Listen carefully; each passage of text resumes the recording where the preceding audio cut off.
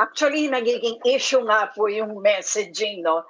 Dahil medyo nakakalito yung mga naririnig namin kuminsan sa mga press conferences. Halimbawa, on the one hand, people are being encouraged to go and spend, in effect, to help the economy. On the other hand, people are also being told to, as much as possible, limit gatherings, stay home, etc., etc.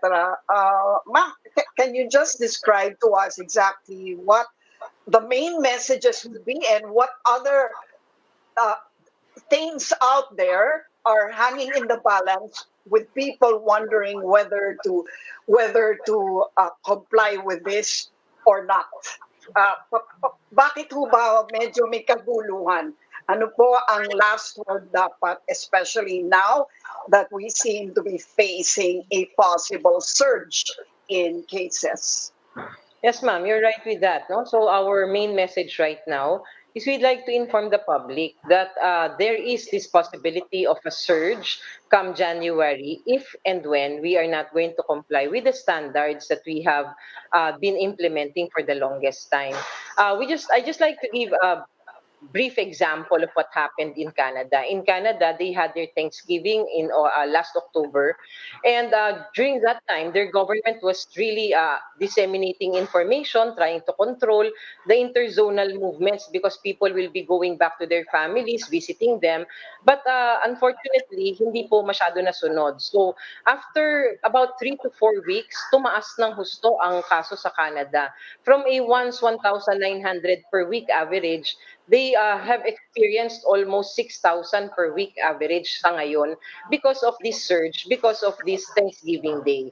And we are reminding people na pwedeng mangyari po ito sa atin dahil dyan.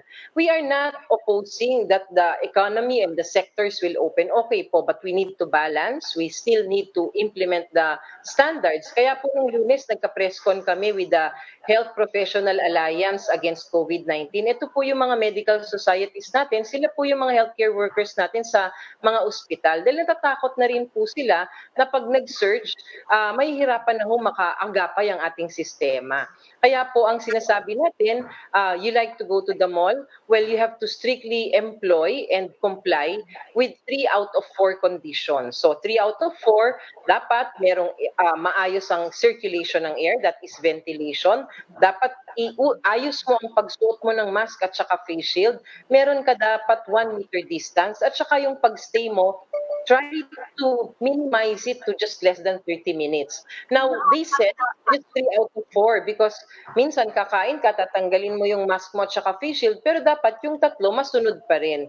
That is the only way that we can prevent transmission. And we also, in the DOH, we are disseminating information if we can have alternative options or alternative measures on how we will be spending our Christmas. Pwede naman hong online na party, pwede naman pong online mass so that we can prevent yung mass gathering, congregation of people where we know and base naman din po sa pag-aaral that this is the talagang most critical and can be the highest risk for getting the disease. Usec, mas tatalag siguro yung warning kung sasabihin sa mga tao yung possible consequences. Kasi sa ibang bansa, after a surge, naghihigpit sila. They impose lockdowns again. Ngayon yung economic managers natin, they're saying medyo malabo nang gawin yan ngayon dahil sa sobrang paghihirap na natin. But is it still actually possible? Will you, being health professionals, will you recommend kung magkaroon ng surge after Christmas na maghigpit uli at magsara na naman yung ibang mga negosyo?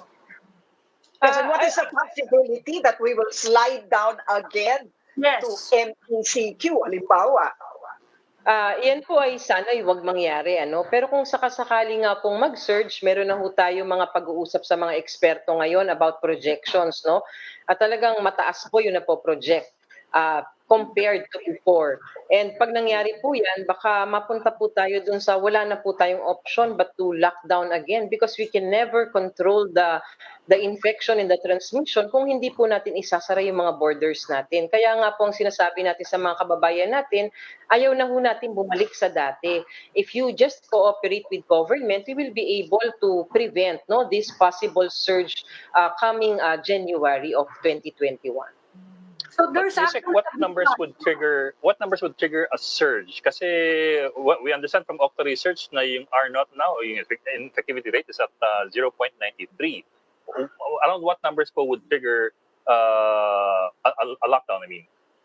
Oh, well, it will depend. It will depend because when I say that we assess the situation, it is just not the numbers that we talk about. We talk about the capacity of the health system. Kailangan po natin tignan kung yung ating mga ospital ay ready, kung makaka-accommodate sila ng mga pasyente, no? In the recent August na nag-surge po yung ating mga kaso, nakita ho natin kung paano napuno ang ospital dito sa Maynila, no, sa Metro Manila.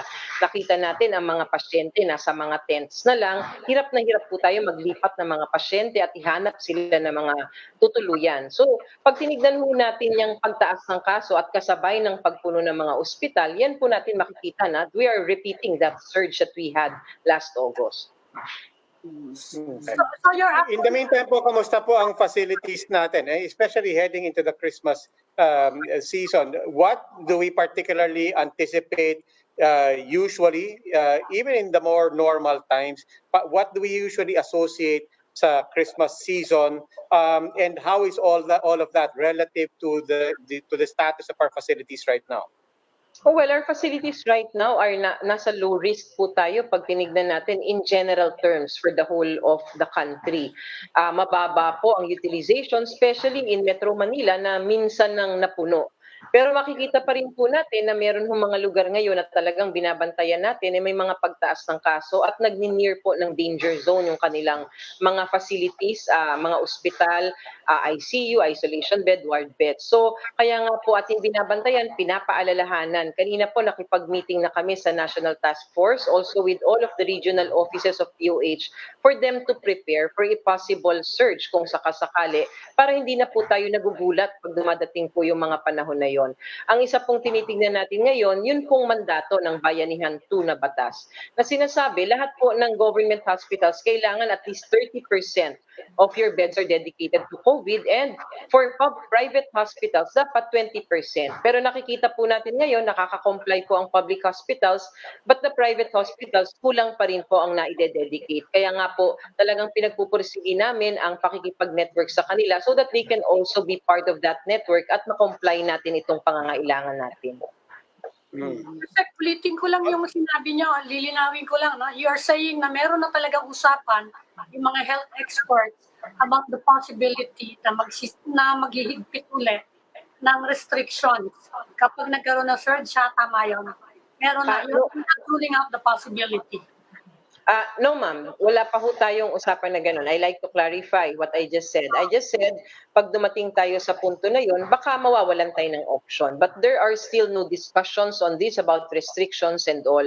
We are just trying to flag the possibility that there might be a surge because of this holiday season at nakikita na ho natin yung mga kukumpul-kumpul na mga tao sa iba't ibang public places.